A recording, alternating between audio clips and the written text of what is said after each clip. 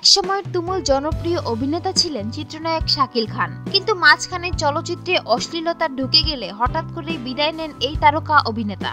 ব্যবসায় মনোনিবেশ করলেও এবার আচমকা রাজনীতিতে নাম ঘোষণা দিলেন তিনি।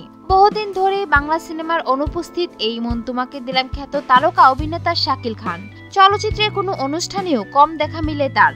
সর্বশেষ সদ্য সমাপ্ত শিল্পী সমিতির নির্বাচনের দিন পুরনো তারকাদের সঙ্গে দেখা গেছে তাকে। তবে এবার আসন্ন সংসদ নির্বাচনে অংশগ্রহণ করার ঘোষণা দিয়েই সংবাদ শিরোনামে এই চিত্রতারকা। 2019 সালে হবে জাতীয় সংসদ নির্বাচন, আর এই নির্বাচনকে সামনে রেখেই প্রস্তুত হচ্ছেন চিত্রনায়ক শাকিল খান। বাংলাদেশ আওয়ামী লীগ থেকে মনোনয়ন পেলে সামনে নির্বাচনে অংশ নেবেন বলে গণমাধ্যমে জানিয়েছেন শাকিল খান। নিজের বাড়ি চট্টগ্রামে হলেও শোনা যাচ্ছে বাগেরহাট থেকে নির্বাচনে অংশ নিতে পারেন তিনি। উল্লেখ্য, আমার ঘর আমার বেশ ছবির মাধ্যমে 1997 সালে চলচ্চিত্রে আবির্ভাব ঘটে চিত্রনায়ক শাকিল খানের।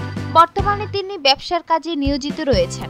সুপ্রিয় দর্শক, বিনোদন জগতের আরও নিত্য নতুন খবর জানতে আমাদের চ্যানেলটি সাবস্ক্রাইব করতে ভুলবেন না। লাইক দিন, কমেন্ট এবং শেয়ার করুন। ধন্যবাদ।